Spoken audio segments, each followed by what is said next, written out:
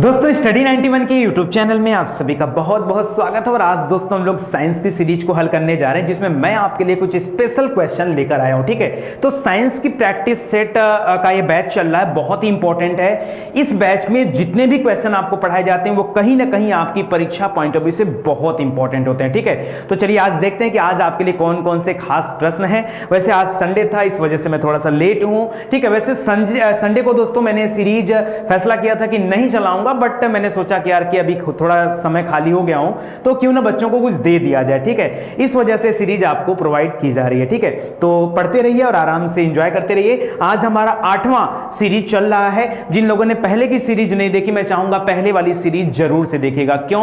क्योंकि अगर आप चाहते हैं कि परीक्षा में साइंस के क्वेश्चन आपके सही हो तो उसके लिए जरूरी है कि आप सभी टॉपिक को एक साथ देखते चलें। साइंस में दोस्तों टॉपिक वाइज मैं आपको करा रहा हूं, तो जिसमें आज मैंने टॉपिक जो चूज किया है वो है फोर्स, पावर, वर्क और एनर्जी से संबंधित क्वेश्चन। यानी पर्टिकुलर फिजिक्स वाली टॉपिक है और यहां से संबंधित क्वेश्चन के बारे में हम लोग चर्चा करने चल रहे हैं। चलिए आइए देखते हैं। कर वैज्ञानिकों को उनके आविष्कारों से मिलान कीजिए। कौन से वैज्ञानिक ने किस चीज का आविष्कार किया ये आपको बताना है। ठीक है, तो लिख रहा है कि जे मार्कोनी। मार्कोनी का नाम तो सुना होगा। मार्कोनी ने दोस्तों रेडियो की खोज किया था। ये जो आज हम रेडियो सुनते हैं, इस रेडियो की खोज सबसे पहले किसने किया था? मार्कोनी ने किया था। तो यहां पर क्या हो जाएगा? ये रेडियो हो जाएगा। ठीक है, जे एल बेयर्ड, इनका पूरा नाम था जॉन लोगी बेयर्ड। ठीक है, तो जॉन लोगी बेयर्ड ने टेलीविजन का आविष्कार किया था। टीवी जिसे बोलते हैं, टीवी, टेलीविजन, तो याद रखेगा। अलेक्जेंडर ग्राहम बेल और थॉमस एल्वा एडिसन, 2 आ गया। यहां से देखिए, पहले का 2 हो गया, बी का 3 हो गया। ठीक है, और ग्राहम बेल जो थे इन्होंने टेलीफोन का किया था, जबकि थॉमस एल्वा एडिसन ने ग्रामोफोन का किया था। ठीक है, तो बड़े आराम से आप समझिएगा, कंफ्यूजन में मत रहिएगा। ग्राहम बेल ने टेलीफोन, जो हम लोग टेलीफोन यूज करते हैं, और एल्वा एडिसन ने क्या किया है? ग्रामोफोन का प्रयोग वो किया है, खोज किया है, आविष्कार किया है। तो इसको याद रखेगा। ये हो जाएगा 2, 3 और फिर हो जाएगा 4 और फिर हो जाएगा 1। तो सही उत्तर क्या बन जाएगा दोस्तों? 2, 3, 4, 1 आपका राइट आंसर हो जाएगा, ऑप्शन नंबर 4। बहुत इंपॉर्टेंट प्रश्न है दोस्तों। ऐसे ही प्रश्न आपसे परीक्षा में पूछे जाते हैं। आपको बिलीव भी हो रहा होगा कि नहीं, जो चीजें बताई जा रही है वो चीजें अपने आप में क्या है? सही है। चलिए आगे देखिए। यदि हम हिमालय पर जाते हैं तो हम श्वास रहित महसूस करते हैं। यार हिमालय की बात मत करिए। कभी भी अगर आप ज्यादा ऊंचाई पर जाएंगे ना तो आपको सांस लेने में तकलीफ होती है। यही रीजन है कि कभी अगर हवाई जहाज पर आप यात्रा भी करते हैं तो वहां पर साफ साफ लिखा होता है कि जिस किसी को सांस लेने में तकलीफ हो रही हो वो तुरंत क्या करे? ऑक्सीजन मास्क का इस्तेमाल करे। बाय द वे होता क्यों है? सबसे बड़ी बात है कि होता क्यों है दोस्तों। जो हवाएं होती, जो ऑक्सीजन होता है, वो नीचे की तरफ उसकी मात्रा ज्यादा होती है। जैसे जैसे आप ऊंचाई पर जाते हैं घनत्व कम होता है, और घनत्व कम होने की वजह से वहां पर ऑक्सीजन में भी कमी आ जाती है, जिसकी वजह से व्यक्ति को सांस लेने में दिक्कत होती है। ठीक है, तो यहां पर याद रखेंगे क्या हो जाएगा। तो मुद्दा ये नहीं है कि आप रट लो, केवल हिमालय रट लो। यार हिमालय की बात कर दो, किसी दूसरे पर्वत की बात कर लो, ऊंची ऊंची बिल्डिंगों की बात कर लो, हवाई जहाज, हेलीकॉप्टर की बात कर लो, किसी भी चीज की बात कर लो, कुल मिला जुलाकर ऊंचाई की बात है। क्या है? ऊंचाई की बात। तो याद रखेगा कि जब कभी हम ऊंचाई पर जाते हैं तो हम सांस लेने में तकलीफ महसूस करते हैं। क्यों? क्योंकि पहाड़ों पर वायु का घनत्व तो बहुत कम होता है, बहुत ज्यादा नहीं। ज्यादा होता तो दिक्कत ही क्या होती? तब तो आराम से सांस ले पाते ना। तो घनत्व तो बहुत कम होता है, इसलिए ऑक्सीजन की मात्रा वहां पर कम होती है। भाई जब घनत्व ही कम है तो ऑक्सीजन की मात्रा भी कम होगी, जाहिर सी बात है, और इस वजह से हमें सांस लेने में तकलीफ होती है। तो ऑप्शन नंबर 1 आपका क्या हो जाएगा? राइट आंसर हो जाएगा। मुझे नहीं लगता यहां पर कोई दिक्कत है आपको। चलो, निम्नांकित में से कौन सा श्रेणी 1 लीवर का उदाहरण है? मैंने आपको दोस्तों लीवर के बारे में पढ़ाया है। ठीक है, लीवर फंक्शनलिटी आपने पढ़ा होगा फिजिक्स में। दोस्तों जिन लोगों ने फिजिक्स का लेक्चर नहीं देखा, मैं बताना चाहूंगा स्टडी 91 पर सभी विषय को डिटेल से पढ़ाया जा चुका है, 1-2 विषयों को छोड़ करके। ठीक है, बाकी सभी विषय पूरी तरीके से आपको पढ़ा दिए गए हैं। ठीक है, तो जो लोग नहीं देखे वो जाके देख सकते हैं। वैसे मैं बात करूं अगर पूरे साइंस की, तो याद रखेगा दोस्तों पूरी साइंस हमारी तरफ से कवर करा दी गई है, जिसमें आज अगर हम फिजिक्स की बात करें तो फिजिक्स ज्यादा नहीं, केवल 30 लेक्चर। कितना? केवल 30 लेक्चर अगर आपने देख लिया तो पूरी फिजिक्स आपकी तैयार हो जाएगी। और केमिस्ट्री के लिए आपको देखना पड़ेगा 35 लेक्चर। ठीक है, 35 लेक्चर। इसी तरह से बायोलॉजी भी आपको पढ़ाई गई है। तो आप जाइए और स्टडी 91 का प्लेलिस्ट ओपन करिए या फिर हमारे एप्लीकेशन को डाउनलोड कीजिए और वहां से पढ़ना शुरू कीजिए। समझ में आया ना? चलो आगे देखो ध्यान से। तो लिख रहा है कि यहां पर लीवर के बारे में बताइए। देखिए यहां पर होता क्या, तीन चीजें होती हैं, आप जानते होंगे, आलंब होता है, भार होता है, आयाम होता है, ठीक है। तो याद रखें दोस्तों, अगर मैं आपको एक एग्जांपल देता हूं, ऐसे एग्जांपल बड़ा खतरनाक टाइप का, प्लायर जो दे रहा दोस्तों, प्लायर माने होता है कि जब कभी आलम बीच में आ जाए। सपोज करो अगर मैं कैंची की बात कर दूं, कैंची कुछ ऐसा होता है, ठीक है। आप बताओ अगर यहां से नट बोल्ट हटा दो, क्या कैंची काम कर पाएगी? क्या कैंची काम कर पाएगी? या आपके घर में दोस्तों पिलास रखा होगा ना, आपके घर में क्या रखा होगा? पिलास रखा होगा। वो पिलास कुछ ऐसा होता है, देखो कुछ ऐसा होता है। अगर ये बीच वाला पोर्शन हटा दिया जाए तो क्या ये पिलास काम कर पाएगा? या फिर आपके घर में हैंडपंप लगा होगा, क्या लगा होगा?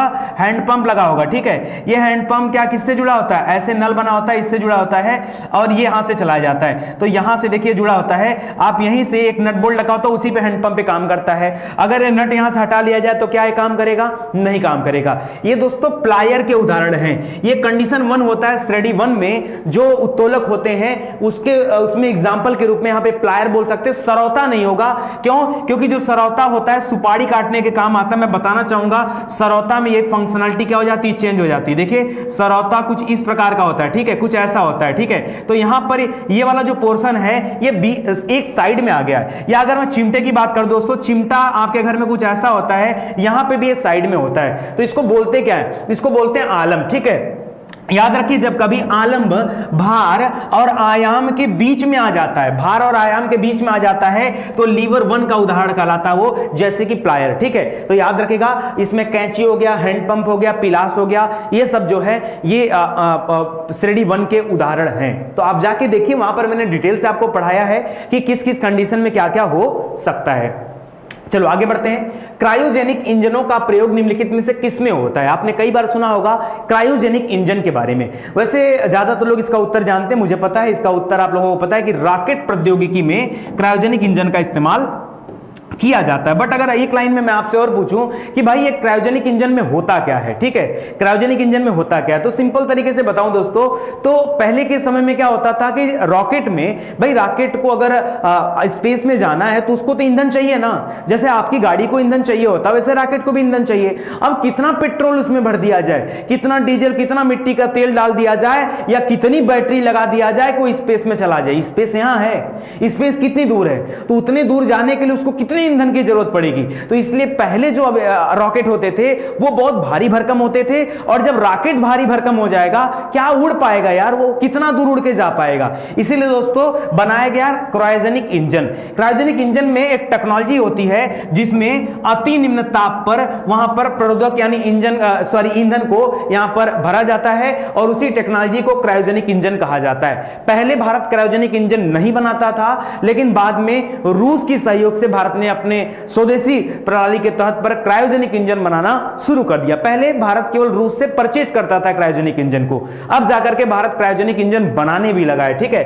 क्रायोजेनिक इंजन में प्रणोदक के रूप में द्रव हाइड्रोजन और द्रव ऑक्सीजन का प्रयोग किया जाता है, ठीक है। द्रव हाइड्रोजन और द्रव ऑक्सीजन के इस्तेमाल। ऑक्सीजन क्यों? क्योंकि आग को जलने के लिए ऑक्सीजन चाहिए। अरे यही रीजन है ना कि आप मोमबत्ती जलाते हो और अगर एक गिलास उस पर रख देंगे तो मोमबत्ती बुझ जाएगी। क्यों? क्योंकि उसको ऑक्सीजन नहीं मिल पाता है। तो यहां पर ईंधन को जलने के लिए भी ऑक्सीजन चाहिए, इसलिए द्रव ऑक्सीजन का प्रयोग यहां पर किया जाता है। तो इतनी बातें आप याद रखिएगा। यदि किसी चल वस्तु पर लगने वाले सभी बलों का योग शून्य हो तो वह वस्तु या यह वस्तु, सुनिए ध्यान से, करा यदि किसी चल वस्तु यानी कोई वस्तु मान लीजिए गतिमान अवस्था में चल रही है और करा उस पर लगने वाले सभी बलों का योग शून्य हो, यानी उस पर कोई भी बल जो बाहर से लग रहा है उसका बल का योग क्या है? शून्य, मतलब उस पर कोई प्रभाव नहीं पड़ रहा है। और जब कोई प्रभाव ही नहीं पड़ रहा है तो जैसे चल रहा है वैसे चलती रहेगी, ठीक है। तो यहां क्या हो जाएगा? धीमी होकर रुक जाएगी। अरे रुकती तब जब किसी बल का प्रभाव पड़ता।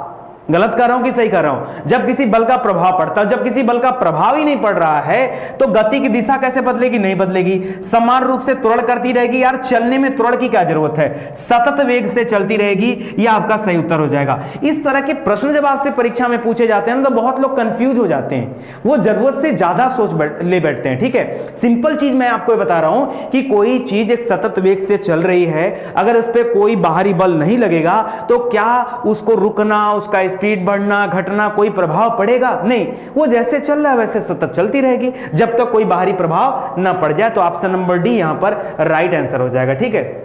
आगे देखिए, स्प्रिंग को अपनी सामान्य लंबाई पर वापस लौटने के लिए लगने वाले बल को कहते हैं। बताइए जल्दी से।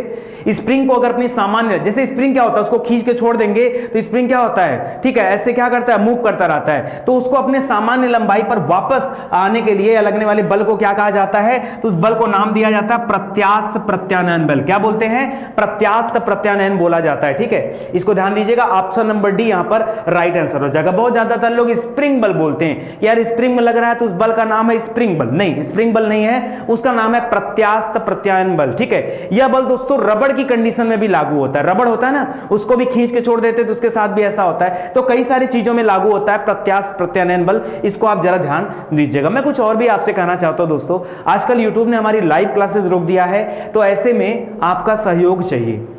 एकदम खुले तौर पे कहता हूं, और मुझे उम्मीद है कि जब जब मैंने अपने भाइयों से, अपनी बहनों से सहयोग मांगा है, तब तब लोगों ने खुल करके सहयोग दिया भी है। ठीक है, तो सहयोग क्या चाहिए, बस सहयोग इतना चाहिए कि आप लोग अपनी क्लास की टाइमिंग अलर्ट रखिए, हमेशा चैनल पे आते रहिए। क्योंकि अभी क्या हो रहा है, जैसे आज तो संडे हो गया, अदरवाइज ये क्लास मैं आपको 5 बजे भी दे देता। ठीक है, लेकिन संडे की वजह से आज मैं थोड़ा सा लेजी हो गया था, थोड़ा सा कभी सो नहीं पाता हूं। ठीक है, आज जी भर के सोया हूं, सुबह 11 बजे तक सोया हूं। ठीक है, और जा करके 2-2:30 बजे तो मैं जा करके फिर जो है नहा धो के लंच वंच किया हूँ, तो लेट हो गया थोड़ा सा। नहीं तो मैं वीडियो आपको पहले बना के देता, जो है वो मैं बोल देता हूँ यार, कोई छिपने छिपाने वाली बात नहीं है, निजी जीवन है, सबका चल रहा है। ठीक है, तो बड़े दिन से सोने की इच्छा हो रही थी, तो मैंने कल रात में ही सबको बोल दिया था भाई कोई डिस्टर्ब नहीं करेगा, आज मैं अपने मन से उठूंगा, कोई मुझे उठाने नहीं आएगा। ठीक है, तो जी भर के सोया हूँ और आराम से भी आ गया हूँ। तो मुझे लगा कि आज क्लास दूँ ना दूँ, बड़ा मन व्यथित था। ठीक है, कि क्लास दिया जाए कि ना दिया जाए। फिर मैंने सोचा कि यार कि नहीं, दे दिया जाए। ठीक है,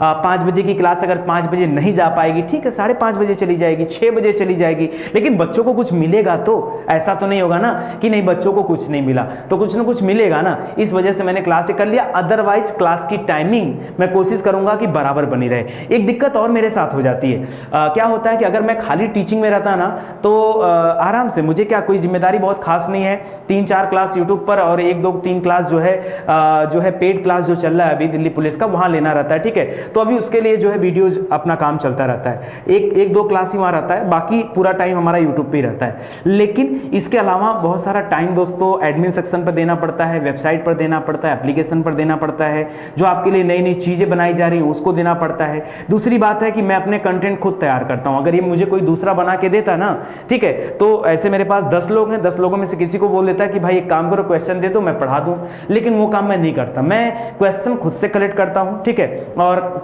देखो नहीं वीडियो इसलिए नहीं आता ना कि मैं, अगर मेरे पास टाइम नहीं है और मैं क्वेश्चन कलेक्ट नहीं कर पाया तो मैं वीडियो आपको प्रोवाइड नहीं कर पाता हूं। और मैं काम चलाऊं काम नहीं करता हूं। ठीक है, काम चलाओ मतलब कुछ भी आया कुछ भी पढ़ा दिया, ऐसा नहीं है। उसका एक मूल्य होना चाहिए, लगना चाहिए कि यार आज मैंने कुछ पढ़ा, कुछ सीखा। ठीक है, तो मैं ये सारे काम खुद करता हूं। मैं जितने भी नोट्स मेरे हैं या जितनी भी क्लास में लेता हूं ना, उस पर मैं अपना एफर्ट खुद लगाता हूं। वो कहीं से इधर उधर से ले लिया, चुरा लिया, कॉपी कर लिया, किताब ले लो, कॉपी मान लो, ठीक है, ये सब काम नहीं चलता है। ठीक है, वहां पर खुद से मेहनत किया जाता है, चाहे वो करंट अफेयर हो, चाहे वो आपका साइंस की क्लास हो या जीके जीएस की क्लास हो, जो भी चीजें हैं वो खुद से करना रहता है। ठीक है, तो इस वजह से थोड़ा सा आपका सहयोग चाहिए। लाइव क्लास नहीं चल रही, इस वजह से प्रॉपर हो सकता है नोटिफिकेशन आप तक न पहुंच पाए, लेकिन आइए आप हमारे टेलीग्राम चैनल से जुड़िए, हमारे एक दूसरा चैनल एग्जाम ट्रेंड्स, उसको भी सब्सक्राइब कर लीजिए, क्योंकि आजकल लाइव क्लासेस वहां दी जा रही है। ठीक है, बाकी यूट्यूब पर भी हम लोग बने हुए हैं, तो बिल्कुल परेशान मत होइए, एप्लीकेशन को बल्कि इंस्टॉल कर लीजिए, वहां से ज्यादा अपडेट आपको मिल जाएगा। ठीक है, चलिए यहां पर देखिए दोस्तों, तो लिख रहा है कि प्रत्यास्थ प्रत्यानयन बल, कह रहा स्प्रिंग को अपनी सामान्य लंबाई पर वापस लौटने के लिए लगने वाले बल को प्रत्यास्थ प्रत्यानयन बल कहते हैं। प्रत्यास्थता किसी वस्तु के पदार्थ का वह गुण होता है जिसके कारण वस्तु किसी विरूपक बल के द्वारा उत्पन्न आकार अथवा आकृति के परिवर्तन का विरोध करती है, और जैसे ही विरूपक बल हटा लिया जाता है, जैसे आपने स्प्रिंग को खींचा, जैसे ही विरूपक बल आपने हटा लिया, वैसे ही वस्तु अपनी सामान्य अवस्था में आने का प्रयास करती है, और उसी को प्रत्यास्थ प्रत्यानयन बल का नाम दिया जाता है। ठीक है, तो स्प्रिंग के साथ ऐसा होता है। ठीक है, घड़ी में चाबी देने पर कौन सी ऊर्जा संग्रहित होती है, आपकी परीक्षा में अक्सर खूब आता है और लोग खूब गलतियां करते हैं। लोगों को लगता है कि घड़ी में चाबी भर दिया तो घड़ी चल रही है, घड़ी चल रही तो इसका मतलब गतिज ऊर्जा है। हाँ, घड़ी तो चल रही है ना, तो घड़ी चल रही इसका मतलब गतिज ऊर्जा, बस यही वो गलत सोच लेते हैं। ठीक है, याद रखिए, अगर आप घड़ी में चाबी देते हैं तो ऐसे में कौन सी ऊर्जा वहां पर होती है, स्थितिज ऊर्जा होती है, न कि गतिज ऊर्जा। दबाव वगैरह की तो बात ही मत करिए, विद्युत की भी बात मत करिए, और गति ज्यादातर लोग सोच लेते हैं, लेकिन गलत है मेरे भाई। ठीक है, यहां सही क्या होगा, स्थितिज ऊर्जा आपका क्या होगा, राइट आंसर हो जाएगा। स्थितिज ऊर्जा आपका सही उत्तर हो जाएगा। याद रखें जब कभी घड़ी में चाबी भरते हैं, ठीक है। इसी तरह से दोस्तों जब कभी बांध बनाकर पानी को रोक दिया जाता है या स्प्रिंग या कमानी की जो ऊर्जा होती है, ये सब जो है स्थितिज ऊर्जा पर ही काम करते हैं। कह शरीर का वजन, अच्छा कह रहा पृथ्वी की सतह पर सभी जगह पर एक समान होता है? नहीं, ऐसा नहीं दोस्तों। एक समान क्यों नहीं होता, मैं आपको बता दूं।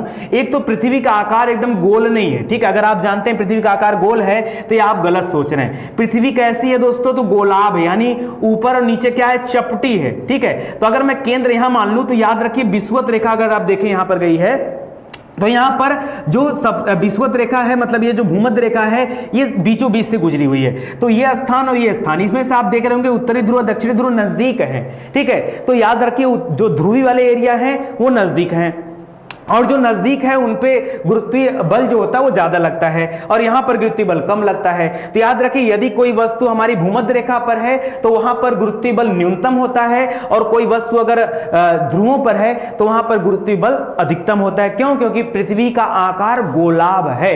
तो परीक्षा में दोनों चीजें याद रखो। आपसे पूछ सकता है कि पृथ्वी पर भार न्यूनतम कहां होता है, तो बताइएगा भूमध्य रेखा पर। पृथ्वी पर भार अधिकतम कहां होता है, तो बताइएगा ध्रुवों पर। तो यहां क्या पूछ रहा है, शरीर का वजन करा पृथ्वी पर सभी जगह एक समान नहीं होता है, ध्रुवों पर अधिकतम होता है, ये बिल्कुल सत्य है। विषुवत रेखा पर अधिकतम नहीं, विषुवत रेखा पर क्या होता है, न्यूनतम होता है। अरे भूमध्य रेखा विषुवत रेखा न्यूनतम होता है, ठीक है। मैदानों की तुलना में पहाड़ियों पर अधिकतम होता है, गलत, ठीक है। तो याद रखें दोस्तों, ये इंपॉर्टेंट आपका सेक्शन हो जाएगा, ठीक है। तो यहां राइट आंसर हो जाएगा ऑप्शन नंबर 2। बोलो समझ में आया कि नहीं आएगा? आराम आराम से पढ़ते चलो, सब आएगा, ठीक है। चलो, मनुष्य लिफ्ट में कब अपना भार महसूस करता है? अच्छा मान लो कभी आप लिफ्ट में होते हो, छोड़ो क्वेश्चन मत देखो यार, हटाओ क्वेश्चन हटाओ। मैं जनरली आपको बता रहा हूं, जब कभी आप लिफ्ट में होते हैं तो आपको कैसा महसूस होता है? या तो लिफ्ट में, या तो अच्छा लिफ्ट का मतलब क्या है, क्यों यहां लिफ्ट ही कहा? आप पढ़ते समय रटिए मत। मैंने क्या कहा, उसने बोल दिया कि पहाड़ों पर, हिमालय में, तो आपने रट लिया हिमालय में। अरे आप ऊंचाई देखो। वैसे यहां पर बोल रहा है लिफ्ट, आपको लिफ्ट से मतलब नहीं है। आप कैसे भी अगर ऊपर जा रहे हो नीचे जा रहे हो सकता है लिफ्ट हो सकता है वो लिफ्ट हो सकता है आप जहाज में क्या हो रहा हो, उड़ान भर रही हो जहाज, तो ऊपर जाएगी, या जहाज नीचे उतर रही हो, ये भी तो कंडीशन हो सकता है। कंडीशन तो ये भी कंडीशन तो उसी लिफ्ट की तरह से सेटिस्फाई करेगा। ऊपर जा सकती है जहाज तो भी आपको वही महसूस होगा, और नीचे आएगी तो ये जो लिफ्ट नीचे आएगा उस तरह से महसूस होगा। या फिर मैं यहां पर झूले की बात कर सकता हूं, अब देखिए परीक्षा में आपको परेशान कैसे किया जाता है, ठीक है। यहां 3 क्वेश्चन बना दिया, लिफ्ट से अलग क्वेश्चन बना दिया, जहाज से अलग बना दिया, झूले से अलग बना दिया। रटने वाले रटने में लेकर परेशान है, ठीक है। वो रटने में लेकर परेशान है चीजों को, वो तथ्य नहीं समझ रहे हैं कि मतलब क्या है। मैं समझाता हूं मतलब क्या है, जिंदगी में नहीं भूलेगा आपको। दोस्तों कभी भी अगर आप ऊपर की तरफ जाएंगे, चाहे लिफ्ट के थ्रू जाइए, ठीक है, चाहे रस्सी के थ्रू जाइए, चाहे किसी क्रेन के थ्रू जाइए, चाहे जहाज पर बैठ के जाइए, या जो बड़ा वाला झूला आता है ना मेले में लगा होता है, उस पे बैठ करके जब आप ऊपर की तरफ जाते हैं तो आपको अपना भार अधिक महसूस होता है, ऐसा होता है ना। और जब नीचे आते हैं तो आपको लगता है और जा रहे हैं, ठीक है, आपको अपना भार कम महसूस होता है। सिंपल सी बात है, ऐसा आपको लगता है, और जो लगता है वही सत्य है। लिख रहा है त्वरण के साथ ऊपर जाते समय, कह रहा है आपको अपना भार कम महसूस होता है ऊपर जाते समय, नीचे जाते समय, या वेग के साथ ऊपर जाते समय। तो दोस्तों यहां पर याद रखिए वेग से मुद्दा नहीं है, मुद्दा यहां त्वरण से ही है। जब आप त्वरण के साथ ऊपर की तरफ जाते हैं तब आपको अपना भार महसूस होता है ज्यादा, और जब नीचे आते हैं तो अपना भार कैसा महसूस होता है, कम महसूस होता है। बस वही 2 चीजें यहां पर दे रहा है, उसके अलावा तीसरी कोई बात ही नहीं है। देखिए फिर एक क्वेश्चन आ गया, एक लिफ्ट में किसी व्यक्ति का प्रत्यक्ष भार, प्रत्यक्षा नहीं होता है, ठीक है, यहां पर करिएगा प्रत्यक्ष। अच्छा कई लोग बोलेंगे सर ये भी आपकी गलती, यार मैं क्वेश्चन बनाता हूं, ठीक है, मैं क्वेश्चन टाइप नहीं करता हूं, मैं क्वेश्चन बनाने का काम करता हूं। क्वेश्चन टाइप करने का काम अलग अलग लोग करते हैं, ठीक है। तो याद रखिएगा प्रत्यक्ष भार वास्तविक भार से कम होता है। देखिए कह रहा प्रत्यक्ष भार वास्तविक भार से कब कम होगा? अरे कम तब होगा जब लिफ्ट नीचे की तरफ जा रही हो, तभी तो लगेगा कि यार मेरा कुछ वेट ही नहीं, कहां जा रहा है, हाँ तब तो एहसास होगा। तो याद रखिए जब त्वरण के साथ हो क्या कर रही हो, नीचे जा रही हो, ऊपर जाएगी तब तो भार महसूस ही होगा, नीचे जाएगी तो भार जो है कम महसूस होगा। बस यही 2 लाइन की तो बात है। अब यही चीज आपको हवाई जहाज में दे सकता है कि आप हवाई जहाज जब उड़ान भरता है तब आपको भार कैसा महसूस होता है, अपना भार कैसा महसूस होता है। याद रखिए, जब त्वरण के साथ ऊपर जाता है तब आपको भारी महसूस होता है, जब नीचे की तरफ आएगा तो हल्का महसूस होगा। बस हो गया। चलिए करा, अल्टीमीटर से क्या मापा जाता है? अल्टीमीटर बताइए जल्दी से। अल्टीमीटर का नाम तो सुना ही होगा, ठीक है, मैंने वीडियो भी बनाया है, जितने भी यंत्र हैं उन सभी यंत्रों के बारे में आपको बताया गया है। आप जाइए फिजिक्स का वीडियो देखिए, पूरी साइंस पढ़ाई गई है। साइंस से नहीं, बहुत सारे सब्जेक्ट पढ़ा दिए गए। एंशिएंट हिस्ट्री पूरा खत्म है, मिडावल हिस्ट्री पूरा खत्म है, मॉडर्न हिस्ट्री पूरा खत्म है, ठीक है, इंडियन पॉलिटी पूरा खत्म है, फिजिक्स पूरा खत्म है, केमिस्ट्री पूरा खत्म है, बायोलॉजी पूरा खत्म है, ठीक है, हिंदी पूरी समाप्त है, इंडियन ज्योग्राफी पूरी समाप्त है, ठीक है। और उसके बावजूद भी कमेंट करने वाले कभी थकते नहीं हैं। ये बोलते हुए भी उनको शर्म नहीं आती कि नितिन सर ने स्टार्ट जो करते हैं वो खत्म नहीं करते हैं। अरे खत्म नहीं करते तो हमसे क्वेश्चन करो ना, इसी वीडियो पे क्वेश्चन करो कि जितने चीजों का मैंने नाम लिया उसमें से क्या नहीं खत्म किया। मैं बता रहा हूं क्या नहीं मैंने खत्म किया। मैंने दोस्तों वर्ल्ड ज्योग्राफी पढ़ा रहा था, उसको रोक दिया, ठीक है, वर्ल्ड ज्योग्राफी जो है वो पढ़ा रहा था, उसको रोक दिया 35 लेक्चर पर, ठीक है, 35 लेक्चर पर। क्यों रोक दिया? पूछो क्यों रोक दिया तो बताऊं। जब मैं पढ़ा रहा था ना उस समय इसको वाचिंग कर रहे थे 500 लोग, ठीक है, 400, 500, 350, 750, 1000, बहुत अधिकतम तो 2000। तो मुझे अपने ऊपर भी लज्जा आ रही थी कि मैं इतना मेहनत कर रहा हूं और किसी को इंटरेस्ट ही नहीं है। मैंने रोक दिया, इसीलिए रोका था, ठीक है। उसके बाद मैंने स्टार्ट किया, अच्छा ये रोका हूं, ऐसा नहीं, बहुत सारे कॉन्सेप्ट हो गए यहां। मुझे लगता है अगर मैं 35 लेक्चर और मेहनत कर दूं तो वर्ल्ड ज्योग्राफी आपकी समाप्त हो जाएगी। और ऐसा नहीं कि नहीं पढ़ाऊंगा, अरे यार जब आपको 10-12 पढ़ा दिया गया तो ये भी पढ़ा दूंगा। अभी अपने से छुट्टी नहीं मिल रही है, आपको पढ़ाने से छुट्टी नहीं मिल रही, मैं कहां से इसको शुरू कर दूं? मुझे समय चाहिए होता। मैंने कहा मैं खाना पूर्ति नहीं करता हूं। इसके बाद मैंने स्टार्ट किया था इकोनॉमिक्स, ठीक है, इकोनॉमिक्स में भी हालात कुछ वैसे ही थे, ठीक है। इकोनॉमिक्स 2-2, 3-3 बार स्टार्ट किया, 2-2, 3-3 बार उसको रोका। क्यों? लोगों के दिमाग से ओवर होने लगता है, ठीक है। इसलिए मैंने कहा कि ठीक है, इसको महीने में 10-12 दिन पढ़ाता हूं, उसके बाद ब्रेक कर देता हूं, ठीक है। ये रहा इकोनॉमिक्स की कहानी। इन्वायरमेंट, और ये ऐसे विषय हैं जो पूरे यूट्यूब पर आपको मिलने वाले भी नहीं है, ठीक है। इन्वायरमेंट यहां पर भी, यहां तो मैं लगभग 70% कंप्लीट कर चुका हूं, यहां ज्यादा नहीं, यहां पर 50% कंप्लीट कर चुका हूं, और ये भी आपका 50% प्लस कंप्लीट कर चुका हूं, ठीक है। तो ये हिसाब किताब है। बाकी के सारे सब्जेक्ट तो पढ़ा दिए गए, और क्या नहीं पढ़ाया गया बताओ, ठीक है। इतने ही सब्जेक्ट आपके परीक्षा में पूछे जाने वाले हैं, और जितना विस्तार में पढ़ाया गया आप उतना विस्तार में कहीं मिलने वाला आपको नहीं है। तो आराम से पढ़ते चलिए और मन लगा के पढ़ाई करिए। चलिए, अल्टीमीटर से आप क्या मापते हैं तो याद रखें दोस्तों, अगर है वायुमंडलीय दाब, वायुमंडलीय दाब नहीं होता यार, ठीक है। वायुमंडलीय दाब को किससे मापते बताइए? एक होता आर्द्रता, आर्द्रता को मापते हैं हाइग्रोमीटर से, ठीक है। वहां कंफ्यूजन बहुत होता है तो मैं आपको याद दिलाऊं जरा, ठीक है। हाइग्रो, आर्द्रता में देखिए एक मात्रा ऐसे बनी होती है वाली, ठीक है, द्रव, तो इसको याद रखेगा, यहां भी मात्रा और यहां भी ऐसी मात्रा, तो हाइग्रोमीटर मत भूलिएगा, ठीक है। ये जो वायुमंडलीय दाब मापते हैं ना वो बैरोमीटर से मापते हैं। किससे? बैरोमीटर से मापते हैं। तो याद रखिए दाब, ब से बैरोमीटर। भूतल की ऊंचाई, ऊंचाई चाहे भूतल की हो, चाहे पहाड़ से हो, चाहे हेलीकॉप्टर से हो, यार कहीं से ऊंचाई मापो, कहीं से भी ऊंचाई मापो, सभी तरह की ऊंचाइयों को किससे मापा जाता है? अल्टीमीटर से मापा जाता है। किससे? अल्टीमीटर, जो इस प्रश्न का सही उत्तर है, ठीक है। तो इसको याद रखेगा। बाकी सुनाई देने में अगर अंतर है तो डेसिबल से माप लो, और विद्युत धारा की बात है तो वोल्ट से माप लो, हो गया कसम, ठीक है। बोलो क्या नहीं समझ में आया ना? चलो आगे बताओ। बादलों की दिशा एवं गति को मापने वाला यंत्र है। कई लोग तो पढ़े ही नहीं है कि बादलों की दिशा और गति को कैसे मापा जाए। बादल पूछ रहा हूं, मन में आ गया रेन गेज, यही आ गया ना, पता था आप यही बोलोगे, क्योंकि यही क्या है? गलत उत्तर है, रेन गेज नहीं। रेन गेज से बादल नहीं दोस्तों, इसमें वर्षा की मात्रा को मापा जाता है। वर्षा, रेन का रहा ना, रेन माने वर्षा होता है। बादल क्यों टिक कर रहे हो? ये नहीं उत्तर है, समझ रहे हो? अब लोग बोलेंगे एनीमोमीटर, एनी माने कहीं भी, ठीक है। एनीमोमीटर से कहीं भी मतलब हवा, ठीक है। तो याद रखिए इससे वायु की गति मापी जाती है, हवा की। एनीमोमीटर तो ये भी नहीं होगा। हाइग्रोमीटर में पहले ही बता चुका हूं कि यहां से आर्द्रता को मापा जाता है। किसको? आर्द्रता को मापा जाता है। यहां पर सही उत्तर हो जाएगा नेफोस्कोप, ठीक है। नेफोस्कोप से याद रखें दोस्तों, यहां पर बादलों की गति और दिशा को मापते हैं। इस प्रश्न का सही उत्तर क्या हो जाएगा? ऑप्शन नंबर 3 हो जाएगा।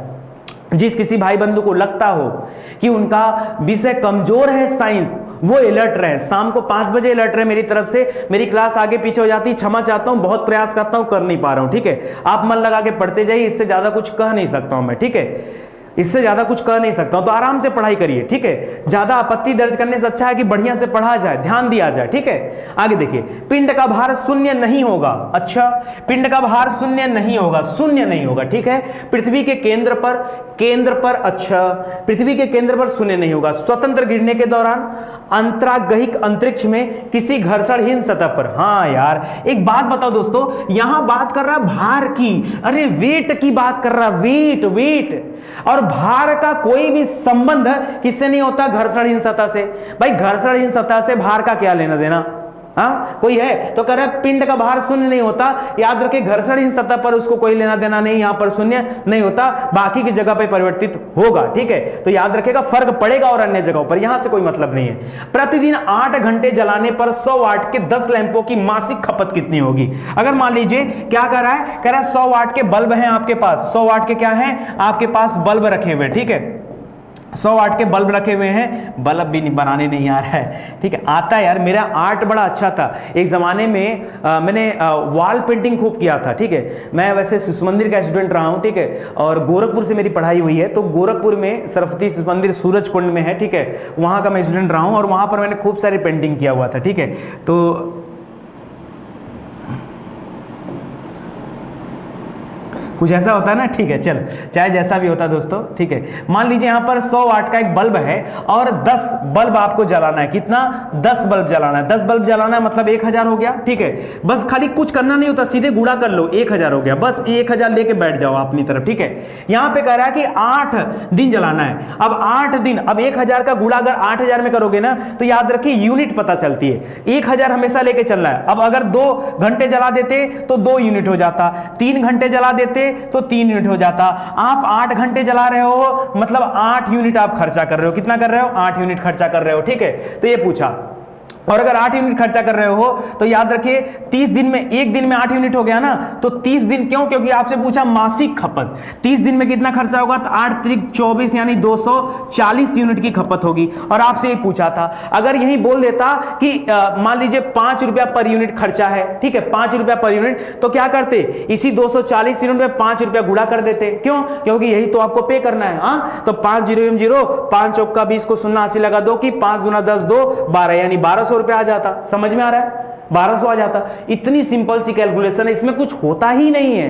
पता नहीं क्यों लोग परेशान हो जाते हैं। तो यहां सही उत्तर हो जाएगा, क्योंकि आपसे खाली यूनिट पूछा है, तो 240 यूनिट आपका राइट आंसर हो जाएगा।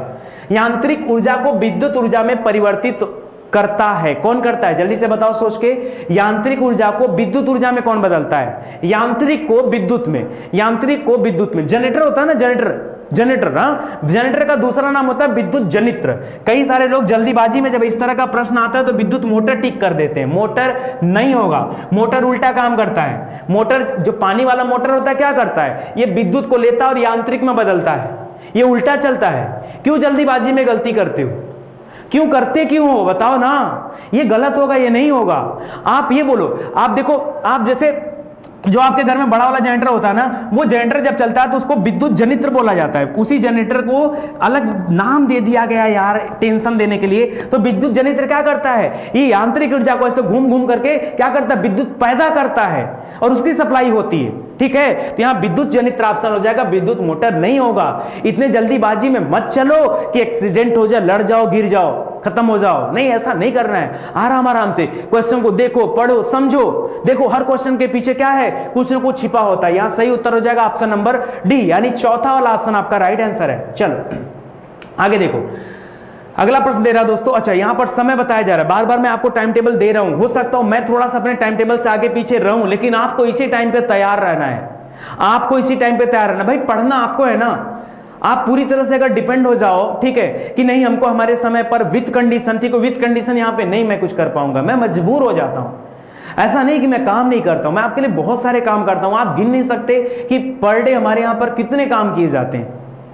ये बार बार कोई बहबाई लूटने वाली बात नहीं है। आप जाइए, आप एप्लीकेशन दो कि आप जाकर के वेबसाइट चेक करिए, देखिए उसमें कितने क्वेश्चन पड़े हैं। पता 1.5 लाख से ज्यादा क्वेश्चन अब तक टाइप हो चुके हैं। पढ़ाई आपको करनी है ना, तो करो पढ़ाई, क्या दिक्कत है? हाँ, तो यहां दे रहा दोस्तों 5 बजे सुबह करंट अफेयर की क्लास, 11 बजे जीके जीएस की क्लास, 5 बजे साइंस की क्लास और रात को 11 बजे सिविल सर्विसेज स्पेशल की क्लास आपको प्रोवाइड की जाती है। समय आपको ध्यान रखना है, या फिर टेलीग्राम चैनल आके ज्वाइन कर लो। उस टेलीग्राम में जब जब वीडियो बनता है तुरंत अपडेट कर दिया जाता है, तो आपको पता चल जाएगा कि यूट्यूब पे वीडियो आया कि नहीं आया। तो टेलीग्राम चैनल आप सर्च कर लो, टेलीग्राम में जाइए और स्टडी 91 सर्च कर लीजिए, आपको मिल जाएगा। ठीक है, तो आप आइए वहां पे आप ज्वाइन कर लीजिए, आपको पता चल जाएगा।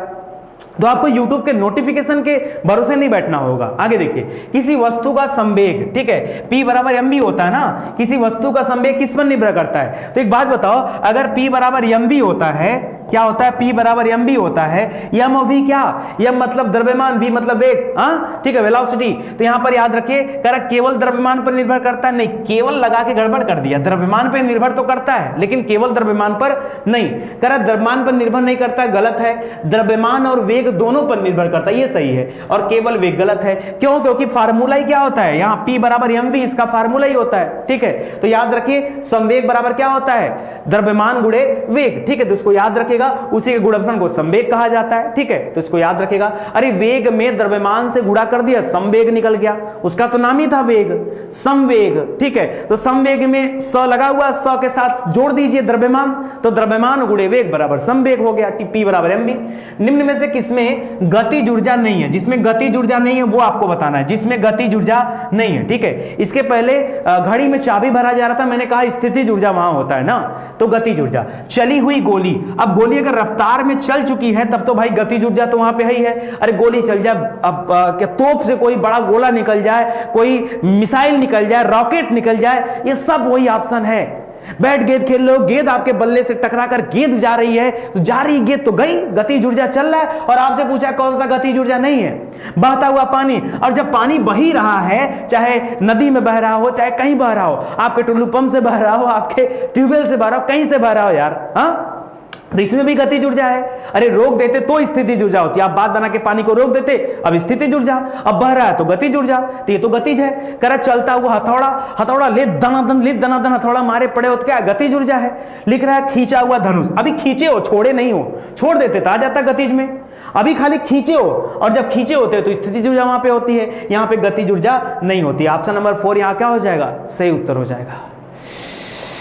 मजा आ जाएगा, बस खाली मस्त होके पढ़ते चलिए। देखिए स्टडी 91 आज तक आपके भरोसे आगे बढ़ा है, हम लोगों ने कभी पब्लिसिटी नहीं करा है, कभी एडवर्टीजमेंट नहीं करा है, आपने जो दिया वही हुआ है आज तक। ठीक है, तो इसको आगे बढ़ाने की जिम्मेदारी भी आपकी है। वॉशिंग मशीन को कार्य प्रणाली निम्नलिखित सिद्धांत पर आधारित है। वॉशिंग मशीन तो सुना होगा ना, वॉशिंग मशीन। अच्छा, वॉशिंग मशीन करता क्या है? आप पानी डाल दिए, सर्फ एक्सेल डाल दिए, और फिर कोई भी डाल दो मैं प्रचार नहीं कर रहा हूं, ठीक है, और उसके बाद गंदे कपड़े डाल दिया, ठीक है, और उसके बाद चला दिया तो वॉशिंग मशीन चलना शुरू करता है। ठीक है, तो जो जिस सिद्धांत पर काम करता है उस सिद्धांत का नाम बताना है। देखिए दो ही तरह की चीजें होती, या तो अभिकेंद्रण या तो अपकेंद्रण, दो ही तरह की चीजें होती। तीसरी चीजें तो फालतू में आपको परेशान करने के लिए दे रहा है। ठीक है, तो यहां पर हो जाएगा अपकेंद्रण। ठीक है, याद रखिए, अगर आप बात करिए वॉशिंग मशीन का, आप बात करिए दूध से मक्खन निकालने की जो टेक्निक होती वहां पर भी, क्यों? क्योंकि वहां पर ये सभी अपकेंद्रण के उदाहरण होते हैं। ठीक है, इसको याद रखेगा, यहां पर चीजें केंद्र से बाहर की ओर जाती हैं, और जब चीजें केंद्र की ओर झुकती हैं तब उसे क्या बोलते हैं? अभिकेंद्री बोलते हैं। जैसे जैसे मौत का कुआं आपने देखा होगा, जैसे जैसे आप बाइक कार कुछ भी चलाते होंगे और कहीं मोड़ पर आते हैं तो आप केंद्र की तरफ झुक जाते हैं। ठीक है, वो अभिकेंद्री में आ जाता है, तो इसको भी आप जरा ध्यान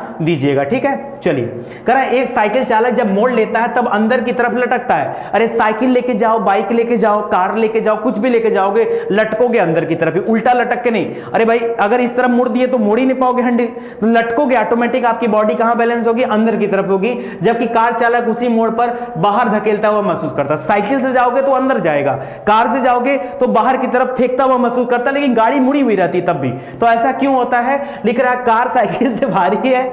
अच्छा, कार के 4 पहिए होते हैं, साइकिल के 2 पहिए होते हैं।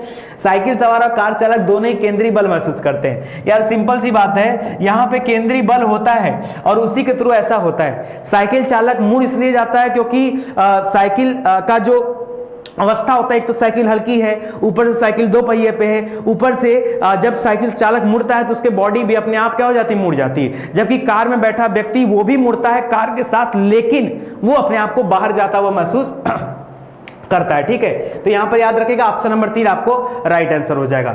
आगे देखिए, कोई साइकिल सवार किसी मोड़ पर घूमता है तो वह बाहर की ओर झुकता है, गलत। आगे की ओर झुकता है, गलत। भीतर की ओर झुकता है, बिल्कुल सही है। अंदर की ओर झुकेगा ना, केंद्र की तरफ, अंदर की तरफ झुकता है, तो उसको याद रखेगा जिधर भी मुड़ेगा उधर केंद्र की तरफ झुकेगा, ठीक है। यदि किसी गेंद को ऊर्ध्वाधर रूप से फेंका जाए तो गुरुत्वीय त्वरण क्या होगा? किसी गेंद को किसी गेंद को ऊर्ध्वाधर रूप माने क्या होता है? ऊर्ध्वाधर माने ऊपर की तरफ। ऊर्ध्वाधर मतलब क्या कर दिया है? फेंका ऊपर की तरफ, ठीक है। तो ऊर्ध्वाधर रूप से अगर फेंका जाए तो गुरुत्वीय त्वरण क्या होगा? लिख रहा है गेंद की गति की विपरीत दिशा में होगा। गेंद की गति की दिशा में होगा गुरुत्वीय त्वरण। पूछ रहा है किस दिशा में गुरुत्वीय त्वरण होगा? जैसे जैसे गेंद नीचे आती है त्वरण में वृद्धि होती है, उच्चतम बिंदु पर शून्य हो जाता है। परेशान कर रहा है यार। एक बात बताओ, गुरुत्वाकर्षण लगता कहां पर है? देखो क्वेश्चन कैसे उल्लू बना रहा है आपको, और आप लोग बन भी जाते हैं, फर्स्ट क्लास बनते हैं, नंबर 1 का ठाट बाट से खाला टाइट करके उल्लू बनने आए हम, ठीक है। बना उल्लू, ठीक है, बन भी जाते हैं। परेशान कर रहा है। एक सिंपल सा क्वेश्चन मैं आपसे पूछता हूं कि गुरुत्वीय त्वरण लगता कहां पर है? कहोगे पृथ्वी में, और गेंद कहां फेंके? ऊपर में, तो गुरुत्वीय त्वरण कहां लगेगा? गेंद के उल्टी दिशा में। अरे गेंद ऊपर जा रही है ना, ऊर्ध्वाधर है ना, तो जब गेंद ऊपर जा रही है तो गुरुत्वीय त्वरण कहां लगेगा? उसके विपरीत दिशा में। अरे वो तो ऊपर जा रही है ना, नीचे थोड़े आ रही है। अभी यही बोला ऊर्ध्वाधर, यहां ऊर्ध्वाधर बोल करके बोल रहा है गेंद नीचे आती है। अरे क्या मतलब है नीचे आने का?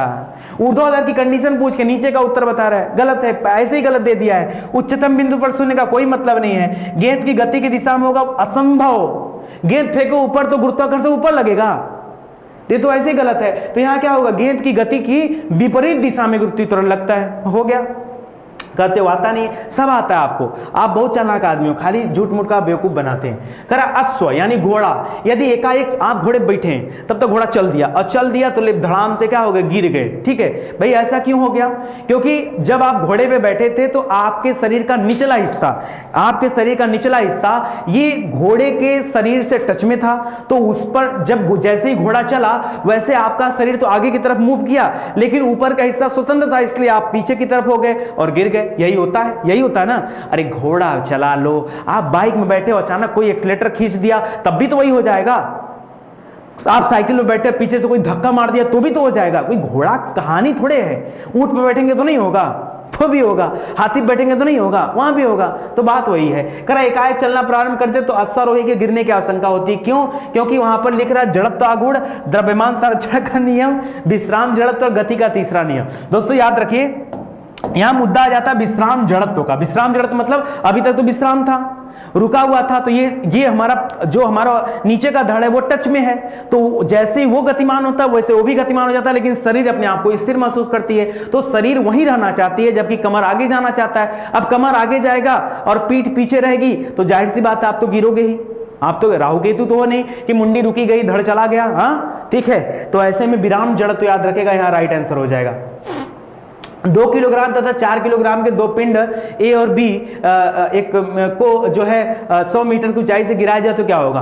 पहले तो याद रखें दोस्तों, जब कभी इन दोनों को गिराया जाएगा, कोई भी दो वस्तु होगा तो समान त्वरण के साथ नीचे पहुंचेगा, धरातल पर पहुंचेगा। एकदम सिंपल कॉमन सा क्वेश्चन है यार, 1000 बार आपको पढ़ाया गया है, कोई मतलब ही नहीं है वहां बताने का। चंद्रमा की सतह पर जब कभी चंद्रमा की बात आ जाए, बस एक लाइन की बात अपने दिमाग में रख लेना, जो पृथ्वी पर गुरुत्वाकर्षण बल लगता है उसके अपेक्षाकृत चंद्रमा पर गुरुत्वाकर्षण बल कम लगता है, और 1/6 कम होता है। यानी कोई व्यक्ति अगर पृथ्वी पर 60 किलो का है, और यही व्यक्ति जब चंद्रमा पर चल जाएगा तो अपनी भार का 1/6 हो जाएगा। मतलब पता चला आप पहुंच गए 10 किलो के हो गए। अरे सर 10 किलो हो गए चंद्रमा पे, आपको पटक दिया जाए तो आप उछड़ना भी शुरू कर देंगे, ठीक है। ये चंद्रमा की कंडीशन है। क्यों? क्योंकि गुरुत्वाकर्षण बल जो है वो पृथ्वी की अपेक्षा 1/6 हो जाता है, ठीक है। तो लिख रहा है दोस्तों, चंद्रमा की सतह पर द्रव्यमान और भार कम हो जाता है। यार द्रव्यमान कभी जिंदगी में नहीं कम होता है। ये बोतल है और ये बोतल पृथ्वी पर जितना रहेगा, चाहे निर्वात में लेके चले जाओ, चंद्रमा पे लेके चले जाओ, अरुण वरुण यम पे लेके चले जाओ, कहीं चले जाओ लेकर, इसका द्रव्यमान वही रहेगा जो यहां पर है। बदलता है तो क्या बदलता है? सिर्फ भार बदलता है। और भार क्यों बदलता है? क्योंकि अलग अलग पिंडों पर गुरुत्वाकर्षण अलग अलग होता है, इसलिए भार बदलता है। तो याद रखें, द्रव्यमान हमेशा स्थिर रहता है, चाहे आप जहन्नुम में चले जाओ, द्रव्यमान तो स्थिर ही रहेगा। केवल और केवल क्या हो जाता है? भार कम हो जाता है। अब चंद्रमा की सतह है तो कम हो जाता है, जहां पे गुरुत्वाकर्षण ज्यादा होगा वहां पे भार बढ़ जाएगा, ठीक है। तो यहां पर ऑप्शन नंबर बी क्या हो जाएगा? राइट आंसर हो जाएगा, ठीक है। चलिए चलिए आगे देखिए, अगला देखिए, एक अंतरिक्ष यात्री पृथ्वी तल की तुलना में चंद्र तल पर अधिक ऊंची छलांग लगा सकता है, क्यों? वहां गुरुत्वाकर्षण जो कम है, ठीक है। चंद्रमा पर भारहीनता नहीं, चंद्रमा पर वातावरण से कोई मतलब नहीं, चंद्र तल पर गुरुत्वाकर्षण बल पृथ्वी की तुलना में अत्यल्प होता है, बहुत कम होता है, इस वजह से, यानी ऑप्शन नंबर 3 क्या हो जाएगा? आपका सही उत्तर हो जाएगा, ठीक है। कह रहा है एक बल 0.5 किलोग्राम के पिंड में 10 मीटर प्रति सेकंड स्क्वायर का त्वरण उत्पन्न करता है, तो बल का मान होगा, बताएं। ऐसे भी प्रश्न तो परीक्षा में आ सकते हैं, नहीं आ सकते हैं क्या? हाँ, चलिए बताइए, यहां पर क्या करना है? आप पढ़ते होंगे दोस्तों, F बराबर यानी फोर्स बराबर क्या होता है? ma होता है, यही होता है ना। तो m कितना दे रहा है? यहां पर मास कितना दे रहा है? देखिए 0.5 किलोग्राम दे रहा है, ठीक है। और यहां पर त्वरण कितना दे रहा है दोस्तों? यहां पर एक्सेलरेशन तो यहां दे रहा है 10 मीटर प्रति सेकंड स्क्वायर, 10 मीटर प्रति सेकंड स्क्वायर, अंग्रेजी हिंदी मिला लो। बस खाली आप क्या कर दो दोस्तों? इसका गुणा कर दो, ठीक है। तो 0.5 का 10 में गुणा कर दोगे तो क्या आ जाएगा? 5 आ जाएगा, यही होगा। अरे 0 से 0 हट गया, 0 इस साइड आ गया, ये 5.0 हो गया, तो 5.0 मीटर प्रति सेकंड स्क्वायर। और याद रखें मीटर प्रति सेकंड स्क्वायर को न्यूटन कहा जाता है, इसलिए यहां पर क्या हो जाएगा? 5 न्यूटन आपका सही उत्तर हो जाएगा। परेशान ऐसे हो जैसे लगता है बहुत बड़ा तूफान खड़ा हो गया आपके सामने।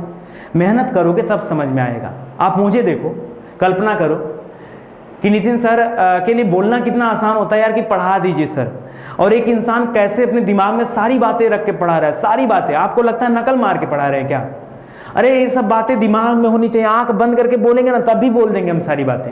क्यों? क्योंकि सारे विषय यहाँ हैं, यहाँ दिमाग में स्टोर होते हैं, चाहे हिस्ट्री हो, ज्योग्राफी हो, जहां से जब मूव कर देंगे वहां से वो विषय स्टार्ट हो जाएगा, ठीक है। चलिए इसको याद रखेगा, सिंपल है, 5 न्यूटन आपका उत्तर हो जाएगा। पृथ्वी की सतह पर किसी वस्तु का भार 29.4 बड़ा डिफिकल्ट क्वेश्चन दिया है, डिफिकल्ट, मजा आ रहा है?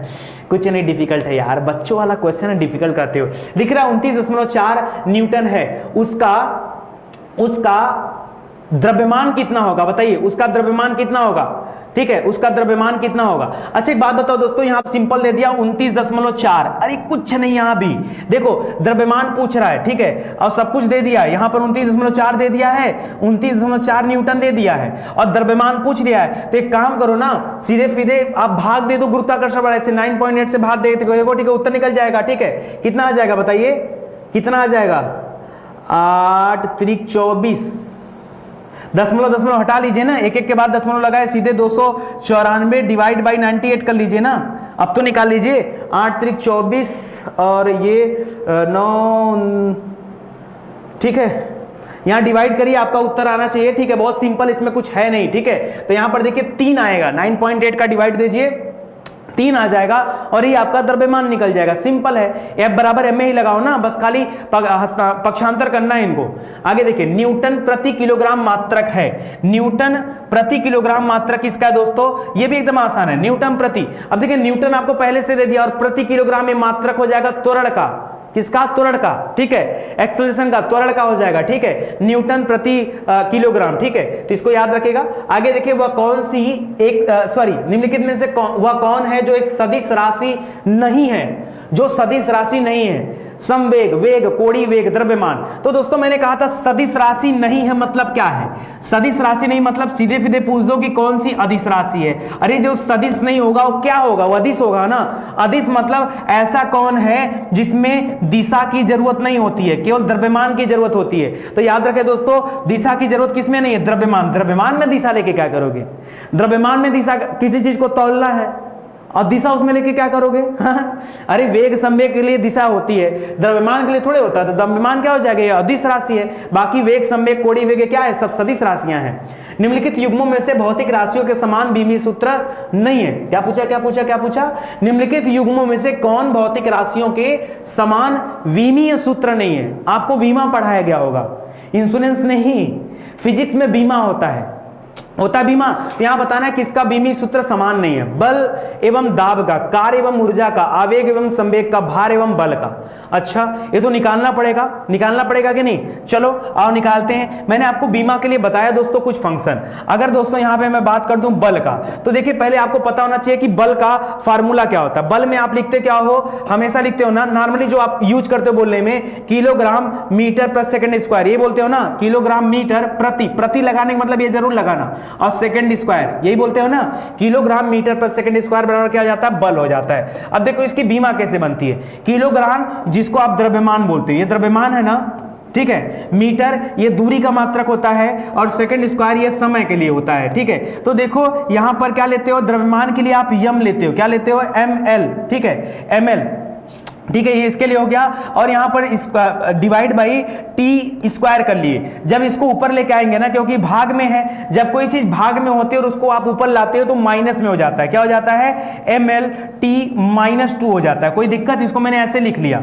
अगर आपका मन नहीं कर रहा लिखने के लिए तो आप ऐसे भी लिख सकते हैं, ml divide by T square, ठीक है, आप ऐसे भी लिख सकते हैं। उसी तरह से दूसरा दे रहा है दोस्तों दाब। अगर यही चीज हम दाब के साथ लागू कर दें तो याद रखें यहां पर सीधे सीधे क्या हो जाता है, न्यूटन प्रति मीटर स्क्वायर, क्या हो जाता है, न्यूटन प्रति मीटर स्क्वायर। और न्यूटन माने क्या बताया गया, न्यूटन माने आपको पता होगा दोस्तों, मिला लीजिए यहां पर, ये जो आप पढ़ रहे हो ना, ये बल को ही तो न्यूटन बोलते हो, यही न्यूटन है, कुछ अलग नहीं है। अभी अभी आपने पढ़ा न्यूटन के लिए क्या लिखना है, ml t -2 लिखना है और डिवाइड बाई, और फिर यहां पर देखिए मीटर स्क्वायर दे रहा है, और मीटर स्क्वायर के लिए आप फिर क्या कर लेते हो, यहां पर यल स्क्वायर कर लो, यल स्क्वायर कर लो, और इसी यल को देखो क्या करोगे, फिर वापस आएगा अगर तो ये यल -2 हो जाएगा।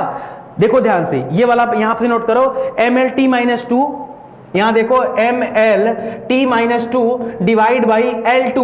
तो जब इस L2 को ऊपर लाएंगे तो क्या मैं इसको ऐसे लिख सकता हूं, ध्यान दीजिएगा, क्या इसको मैं ऐसे लिख सकता हूं, बहुत सोच समझ के देखिएगा, ml t -2 और फिर L -2। तो ये बताओ एक L यहां भी है, एक L -2 यहां भी है, क्या एक L घटा दूं यहां पे, तो क्या मैं इसको ये लिख सकता हूं, ये ml -1 t -2, क्या ये लिख सकता हूं, ये तो दोनों अलग अलग है। और आपसे पूछा था किसका बीमा समान नहीं है, समान नहीं है तो इसी का समान नहीं है, तो पहले ही निकल गया, तो बाद में दूसरा पढ़ने की जरूरत ही नहीं है। अब जिस किसी को कंफ्यूजन हो रहा हो वो जाएं, और बीमा कैसे निकाला जाता है फिजिक्स में पढ़ाया गया आपको, आप जाइए वहां जाइए, इत्मीनान से पढ़िए, ठीक है, और आपको पूरी बातें समझ में आएंगी, पूरी बातें समझ में आएंगी, बिल्कुल बिना किसी दिक्कत के, बिना किसी परेशानी के। तो याद रखिए यहां पर पहला वाला ये ऑप्शन क्या हो गया, सही हो गया, तो अचानक से सही हो गया, ठीक है। तो आज के लिए दोस्तों बस इतना ही, उम्मीद करता हूं आपको मजा आया होगा। बस इसी तरह से आप लोग अपना सहयोग साथ देते रहिए और पढ़ाई करते रहिए, बाकी हमारी तरफ से जो कुछ भी होगा वो आपको दिया जाएगा, ठीक है। तो क्लासेस कभी आगे पीछे हो जाती है तो परेशान हैरान मत हुआ करिए, मस्त होकर पढ़ाई किया करिए, ठीक है। आज संडे था, वैसे छुट्टी का दिन था, जनरली हम लोग वीडियो अपलोड नहीं करते हैं, बट आज मुझे लगा आज करंट अफेयर भी क्लास दी गई और सारी क्लासेस आपको दी गई, ठीक है। उसके पीछे रीजन यही था कि चलो संडे है तो ठीक है, छुट्टी एंजॉय किया जा सकता है, लेकिन बच्चों के लिए थोड़ी सी मेहनत भी की जा सकती है, ठीक है। तो आराम से पढ़ाई करिए, मिलते हैं अगले टॉपिक में, ठीक है। आप सभी का धन्यवाद, जय हिंद, जय Bharat, thank you so much.